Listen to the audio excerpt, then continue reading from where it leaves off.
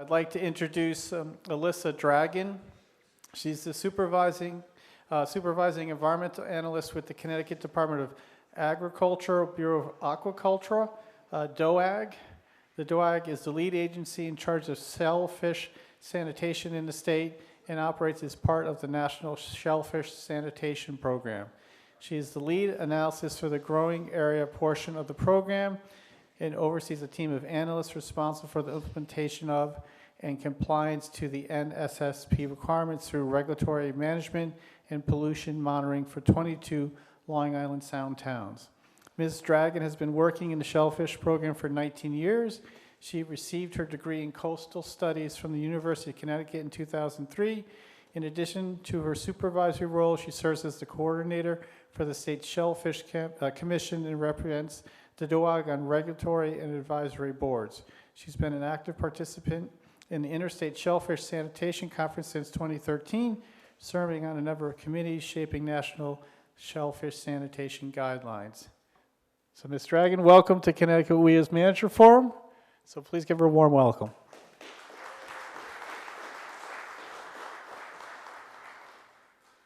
So hello everybody. Again, I'm Alissa Dragan. I'm the supervising environmental analyst at the Connecticut Bureau of Aquaculture. Our bureau operates as part of the National Shellfish Sanitation Program, which is a cooperative program. It's regulators from state, federal, FDA employees, and members of the shellfish industry who get together and we go to a conference every other year and decide everything by committee and produce a national shellfish sanitation program model ordinance, which encompasses all of the shellfish program regulations for the nation. So any state that is shipping shellfish out of state to another state has to follow these guidelines. So under the model ordinance, it's shellfish, but that is really only bivalve molluscan shellfish like oysters, mussels, and clams, or scallops that are whole. So just the abductor mussels that you find typically in the market are not part of the program. Neither are shrimp, lobsters, crabs, or snails. So shellfish program is one of the most highly regulated food industries in the country. And that's because most people are eating them raw or with minimal cooking. So you're eating the whole animal, you're eating the guts, the whole digestive tract. So you're getting everything that animal has eaten. And because of that, there's a potential for diseases caused by microorganisms or chemical contaminants that might be in the water.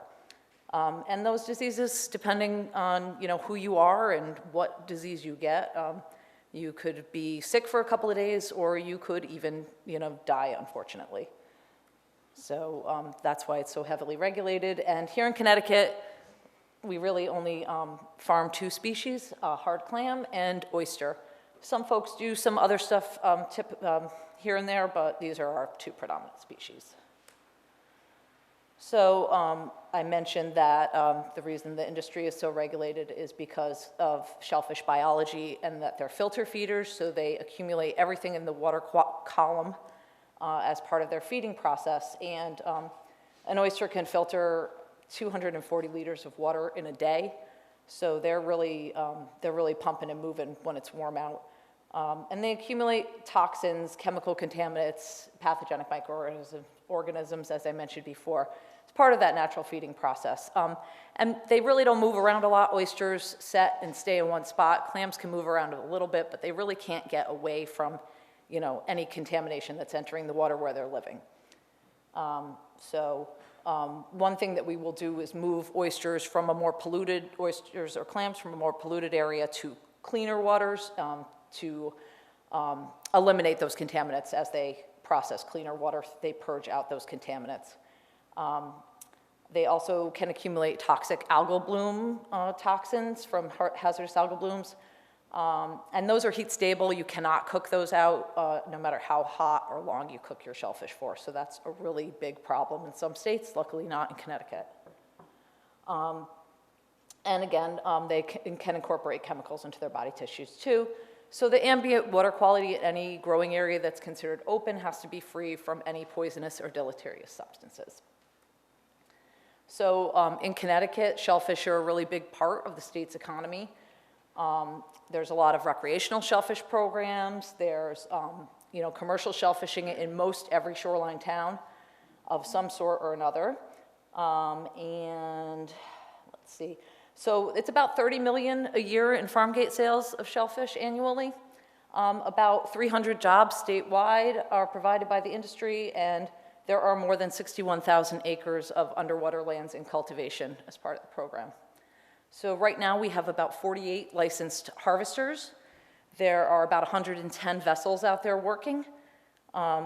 There's about 23 people doing seed oysters, so they're taking under 2-inch oysters out of our prohibited areas, mostly the Housatonic River, moving them out for 6 months or longer to grow to adult size. We also have over 120 seed oyster helpers. There are 53 boats doing that seed oyster work, and then additionally, in addition to licensing our shellfish harvesters as wholesale shellfish dealers, we have 24 standalone fish and shellfish wholesale dealers that are just moving shellfish around. They're not harvesting, that we are also in charge of. One thing that's unique in Connecticut is we do license our harvesters as dealers, so they are allowed to sell directly to the public or to a buyer in another state, which is somewhat unique to Connecticut. So this is just a graph I put together of some of our more recent harvest numbers. They're down quite a bit because of the pandemic and a few other negative news stories over the past couple of years. I'm sure you probably also saw the Vibrio stories this summer really hit the industry hard. So I gotta take a closer look at this. So on the right side of the graph are the harvest dollars, and on the left side of the graph are the number of oysters or clams sold. So we had over $50 million in sales in 2019, and as you can see, that went down, 2021 through 2022. But it's rebounding a little bit. As I said, this year has not been great. Our highest harvest dollars were for oysters in 1992. There was $45 million in sales. That was a real boom. That was followed by a massive oyster die-off in the late 90s. And at that point, too, we also had a lobster, the lobsters started going down. So a lot of people either shift from oystering into clam harvest or from lobstering into clam harvest. So after that point in the 90s, clam harvest really rose. And in 2007, we had $20 million in clam sales. So those were two pretty significant years. One thing I'll note is that we have kind of changed how we collect these numbers, and some of our previous numbers were potentially both overinflated and underinflated. Our biggest producers were not reporting for a number of years. So to be perfectly honest with you, our recent numbers are probably the most accurate we've had since we've been collecting this data. So as I mentioned before, shellfish are filtering that water constantly. So there's a lot of really good environmental impacts of just shellfish, and then the way that we shellfish in Connecticut too. So they're clearing out, hazardous algal blooms, nitrogen, chemicals, excess nutrients. They improve water clarity as part of that process. So in eastern Connecticut, we've seen a massive eelgrass rebound. We think partly due to the improvements in sewage treatment out there. I think Long Island Sound becoming a no discharge zone years ago helped with that too, but eelgrass is on a huge rebound out east, and it does seem to correlate with where the shellfish farms are. So they also provide, oyster beds provide a lot of vertical structure and little nooks and crannies for organisms to live in, so they provide a lot of habitat and food for other animals out there in the sound. And the harvest process itself helps remove sediments from the bottom, kind of aerates the silt and disperses things around, kind of keeping a better oxygenation in those bottom sediments, and just sort of allowing for a better diverse benthic community on the bottom of Long Island Sound. And shellfish aquaculture, the way that we practice it here in the state of Connecticut, is a very sustainable practice. We do not have an open fishery here. We lease ground, so farmers move what they're doing. They kind of rotate their crops the way land farmers do. And there's, with the exception of our natural seed oyster beds, there's no area in Long Island Sound that everybody can just go to and take whatever they want. So, which is very different than places like the Chesapeake Bay. So as the State Shellfish Authority, we wear a number of hats. We cover all aspects of the shellfish program except for enforcement, which is covered by the DEEP officers. So we are responsible for doing shoreline surveys of all shellfish producing towns. We classify all the shellfish growing waters in the state. We are responsible for the licensing of all of the harvest boats, as well as the inspection and licensing of all the harvesters and wholesale dealers. We also do shellfish resource assessments, and our laboratory provides pathology services, and we do bacteriological testing and hazardous algal bloom monitoring. So we wear a number of hats with a very small team. So the shellfish program, all of the growing area classifications are based upon the shoreline pollution assessment that we conduct. That is a written evaluation of all of the environmental factors that may be impacting the water in a particular town. We look at rain, we look at how the rivers and streams impact an area, and all of those things on land that are going to influence the water, including in-water currents and things like that. We have to do that every 12 years. We do that by walking every property in the town, if we can. It's becoming harder and harder to do this. A lot of people are denying us access, so that creates some difficulty, especially since COVID. We also come and we review all the treatment plants. I'll talk about that a little bit more in another slide. We look for pipes. Are you pouring something down your storm drain? Are you putting your pool into the storm drain? Are you, there's a number of things individual property owners can do. We map pipes. We do all that kind of stuff. I think so.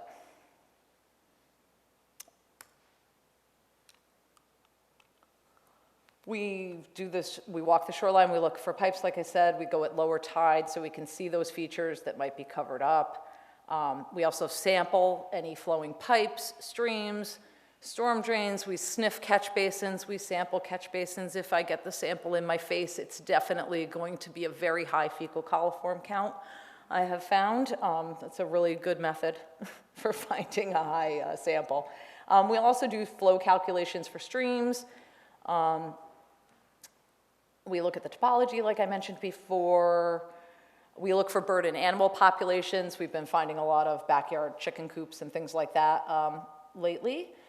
And we look for septics on is the property on septic? Is it on sewer? We try to assess the septic system if it's on a septic. And we put all this stuff on a map. And we do share, if we find a storm drain outfall that the town does not already have mapped, we will share that information with the town so they can get those onto their maps too. So as part of the shoreline survey assessment, and really on a yearly basis, we do evaluate information from the plants. So we review all the DEEP inspections and the IEC inspection reports. We send all of the shoreline towns an annual questionnaire, which I highly encourage everyone to fill out and send back to me. And we also ask that you submit your monthly monitoring reports to us, either electronically or by mail. It just kind of helps us understand what we're looking at with the DEEP inspection reports. We can kind of look at those monthly monitoring reports and figure out whether or not we need to be concerned with what's going on at the plant, or is this a negative downward trend that's going on, or is it a one-time thing? How severe was this violation, that kind of thing. It helps us assess, what the general conditions at the plant are. It gives us a little extra information. We review the bypasses for the reporting period, effluent violations we also take a look at. We evaluate the reporting, how well is that being done? You know, are we getting notified of everything we need to be notified of? And we can also come to your plant when you're experiencing disruptions and take some samples for you or for us. We used to do this a lot more frequently. We've kind of fallen off on it again. It's something I'd like to start doing again for some of the plants that we haven't really been to, but it gives us a really good idea of not only how well are you reducing fecal coliform bacteria, but we can test for viruses too, and it gives us just an idea like when you're exceeding your flows and you're having a solids loss, is that something I need to worry about downstream, or does my sampling show me that you're doing a pretty good job of treating everything coming out of there regardless? So we take all the information that we gather in the shoreline survey, and that's the basis of our growing area classifications. So when we take our water samples, those results should support what we said about the area in the survey. We do water quality monitoring very routinely. We are out there at least once a month in every open growing area. We also have to sample for closures and during wet weather events, so we've been out there a lot this year. As you all know, it's been a wet year. We also test shellfish tissues. As I said, we do fecal coliform bacteria is the indicator for the National Shellfish Sanitation Program, and we can run the male-specific coliphage, which is the viral indicator. Although it says Vibrio there. Sorry about that. And we sample for algal blooms, like I mentioned, look for toxic algae, paralytic shellfish poisoning. We sample for Vibrio too. That's sort of part of this, but not. And we have over 480 water sample stations throughout Long Island Sound.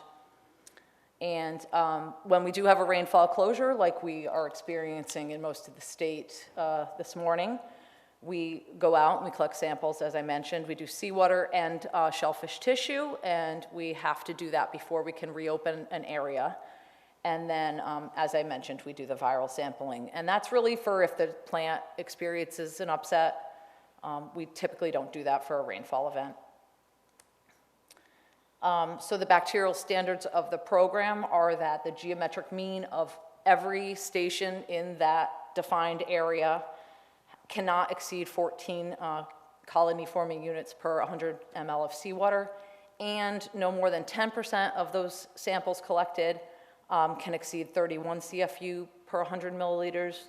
Typically, we fail on that percentage and not on that geo mean. We have pretty good water quality in the state, even under bad rainfall conditions, depending. I know if I have a geometric mean failure, I may have a problem in my growing area. You know, just to give you all an idea of how much water, you may know because of what you do, but people like these numbers quite a bit. It takes 8 million cubic feet of dilution water to dilute one person's waste in a day. It's almost 60 million gallons of water. It's 12 football fields covered in 10 feet of water for just one person. So it's really important that we do our job and make sure that our classification lines are in the right places. So we have 4 classifications that we use in the state of Connecticut. Approved cannot be impacted by your treatment plant. It meets those bacteriological standards for seawater. There cannot be any NPDS discharges entering there, whether it's a treatment plant, industrial input, and it can't be contaminated with pathogenic organisms, poisonous deleterious substances, or marine biotoxins. And conditionally approved is basically an approved area that, under certain conditions, has to close. So typically in Connecticut, that's a rainfall closure. So we have inch closures, 1.5 inch closures, 2-inch closures, and then at 3 inches of rain, we precautionarily close everything in the state because we do find that the upland impacts can be pretty intense depending on those events. So we also have a stream gauge closure too in Stratford, Connecticut. So we look at that USGS stream gauge. We've been able to correlate at a certain level, we get high bacteria counts. So we have a closure based on that as well. So both of these areas, when they're in the open status, you can go and eat shellfish right out of the water. Then we have our restricted and prohibited classification. So a restricted area can be impacted by a treatment plant. It might be impacted by industrial discharges. These areas don't typically meet the bacteriological standards. And shellfish are moved from those locations to an approved or a conditionally approved area for a specified time period, and then they're sampled by our lab before we allow them to be sold to the public. And then we have the prohibited areas, or the most restricted. The only activity involved, allowed from those areas is seed oystering, so that's below 2-inch oysters. They can be impacted by treatment plants. Often there's a treatment plant, emptying right into those areas because of the nature of our shoreline. And what else do I want to say about that? There could be biotoxin prohibited areas. We don't have any of those in the state of Connecticut, but it is definitely a reason to have a prohibited area. So this just is a map of the Norwalk growing area. This is the result of all of that work that I just discussed, showing you a variety of our classifications. So the red areas are those prohibited areas, and the green are restricted. The yellow and orange are conditionally approved. The yellow is conditionally approved. The orange ones are seasonally closed. One of those is for boats. There's a big mooring area. And the other one is just seasonal water quality changes. The water quality is just not great in that area A between May and like October. So that's a bacteriological closure there. And those are all of the sampling stations that we collect in Norwalk. This is our most intensely harvested shellfish town in Connecticut, and most intensely sampled, I would say. So how do we figure out how big to make the prohibited areas? Well, many of them were established well before my time at the agency. However, some of them were established with these dye dilution calculations. With old technology, we have much more up-to-date technology now, so a goal of mine is to do a lot more of these going forward. We were, like everybody else, sidelined by COVID, but these are done in conjunction with the FDA and the EPA. It's pretty intensive. Has anybody out there gone through one of these with us? No? Okay. So we come and we basically camp out at your sewage treatment plant for a couple of days. Somebody's there all night because we inject dye continuously into your effluent. And then we track it with these fluorometers out in the growing area. And you come up with these maps, and the different colors on there are showing you the dye concentrations as measured by those fluorometers. And we just drive around and kind of tow them behind our boats and chase the dye all over for a couple of days. So for an approved area at the classification line, it's got to be 14 fecal colony forming units per 100 ml that your effluent is diluted to. I don't think we have anywhere in Connecticut that I could think of off the top of my head where we go right from a prohibited to an approved area. There's typically a restricted buffer in between there. The standard is a 1,000 to 1 dilution at the line of that conditionally approved area boundary. They are pushing for a 400 to 1 with the use of the advanced technology and the MSC technology. So looking at this map, the yellow and the green that you see downstream are that 1,000 to 1 dilution level. But the purple dots are the 400 to 1. So what the FDA was trying to show us in this map is that, depending on certain situation, certain things contingent upon the plant activity, that perhaps we could move our line even further north into that 400-to-1 dilution. So I thought that was kind of interesting to show you. But these maps are great. They give the plants a really good idea of what's going on. We try to do them in the spring when you're going to be having higher flows, and we've gotten really lucky with a couple of them where we've been there where the plant's been experiencing an issue, so we really can see, what's that worst case scenario on that growing area.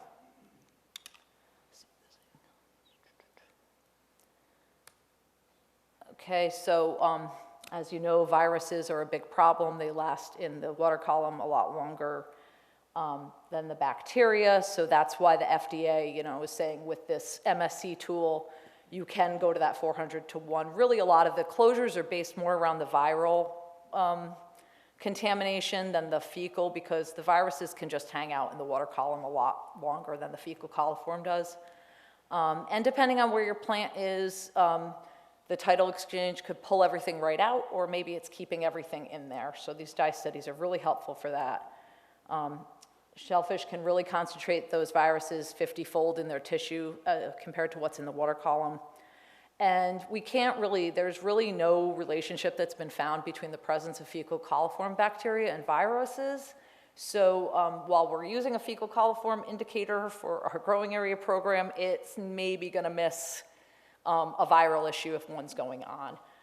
And as you may or may not know, very small amount of viruses can cause human illness. So it's kind of something that the program's been trying to get a hold of, a handle on for quite a few years. So what does this mean for our relationship with you guys is that reporting issues at the plant is really important to us to make sure that, we're being as protective of public health as we can.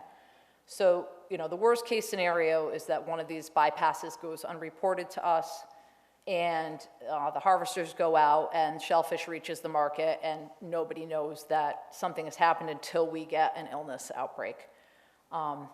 And, that's a really bad situation. It's a big risk to public health, but it's a huge harm to industry. We have had farmers lose customers for totally unrelated things. When we had a Vibrio outbreak in 2014, it was associated only with oysters. We had a guy who only clammed. He lost all of his customers. So while that doesn't really involve you guys, it's just there's a weird perception out there that everything is contaminated now from the whole state of Connecticut, when it might have just been one small area. So that's, the worst case scenario. I don't know that that has ever happened in Connecticut, at least in my time. So then next is our failure to properly report.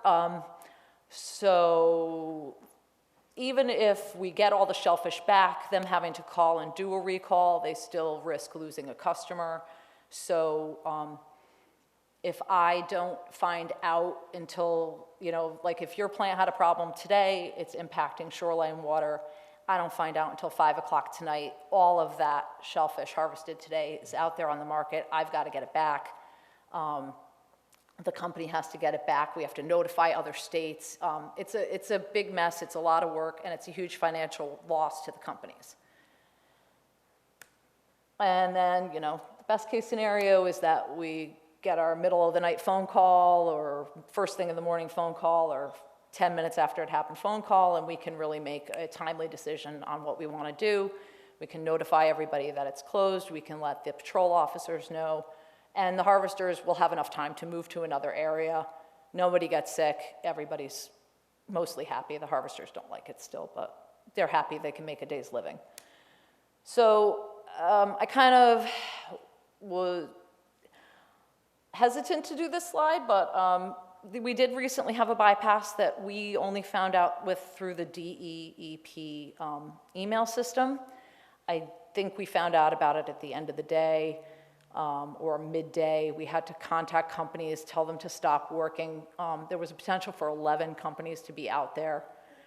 63 boats and crew could have been in the area. So I did a little math to sort of look at what that economic impact on those companies could be.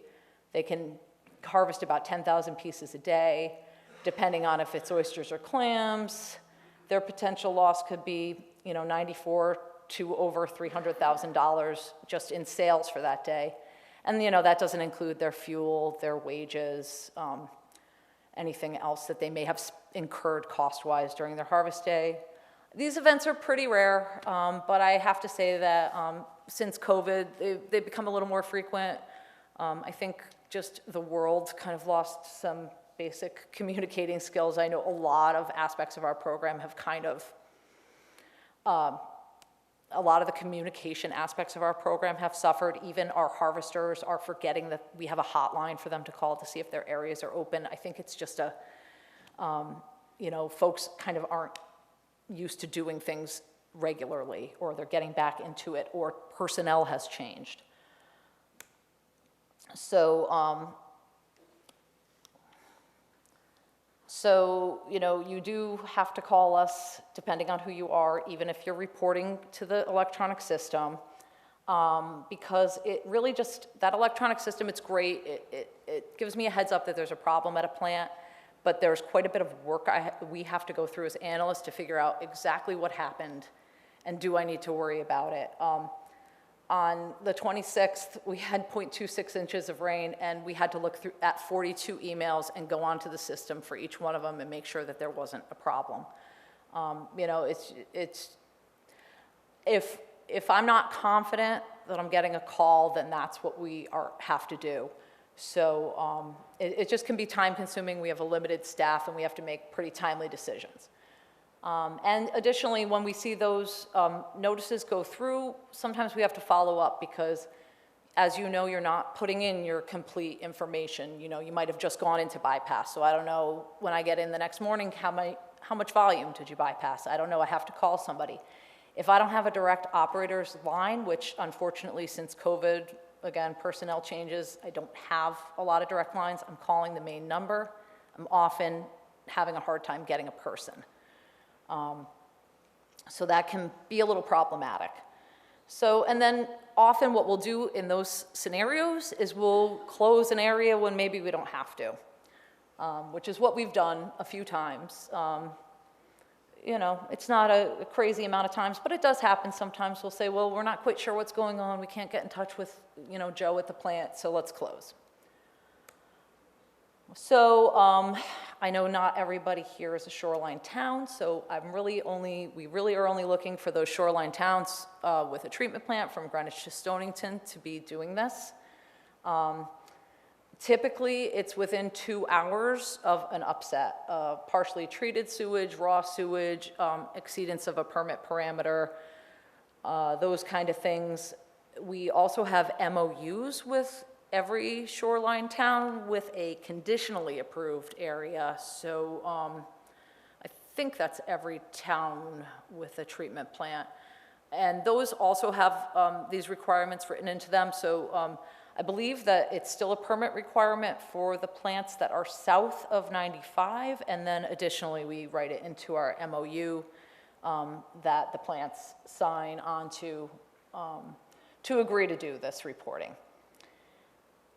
And the department, I'm on call 24/7 to take these calls. We used to ask you not to leave a message. We encourage you to leave a message, give as much information as you can, and a callback number. And again, that's because we have a limited time to notify folks of a closure. And you would be surprised, I had harvesters go out into areas that received well over their closure trigger of rain this morning and start working because they hadn't heard from us yet. So sometimes they don't make the best decisions. So the quicker I can get to them, the better. So when do I call? When don't I call? I don't need to hear, about basement backups, when you're taking equipment offline, if you have, a septic truck spill 10 gallons in your parking lot and it's not going into a catch basin. If it's not going into the water and there's no possibility for sewage to go into the water, you don't need to call me. I do like to know about some of the permit exceedances, but I don't like to know about your pH, your nitrogen, your phosphorus, your heavy metals, those kind of things I don't need to know about. Additionally, I don't need to know about CSO bypasses. So if you're in a city that has those are kind of accounted for in our prohibited areas anyway. So I know those are happening a lot in some towns, and I do not need to call for those. But I do need a call if you have a partially treated sewage leaving the plant, or out of the pump stations, or any sewage out of a pump station, or any part of your collection system. Some lines are on private property, so I do appreciate getting calls for those. Most plants will call me and say, hey, it's not our line, but it's on private property and there's a contractor there fixing it. I like to know if you're not meeting your minimum disinfection requirements for UV dose rates, chlorine residuals. If you're experiencing high flows, had two plants call me this morning losing solids. I do like to know about that. And again, any permit exceedances you may have for entero, fecal coliform, solids. Those are really the big three. And during regular hours, you can call us at the office. I brought a lot of business cards if you want them. They have my phone number, they have the office number. These are the two numbers that you call. I will also be sending out, hopefully shortly after the new year, questionnaires for 2023. I will include this contact information in there. We ask that it's posted somewhere that, after our staff would see it. The folks that are there all the time, doing this all the time, they know, but sometimes, you might have staff that's not as familiar with these processes. So we like to ask the plants to post that in a area where everyone will see it, and please fill out your questionnaires. And when in doubt, give me a call. I would rather know about something I don't need to know about than not know about it. So with that, I think I am through. So does anybody have any questions? Sure. Oh.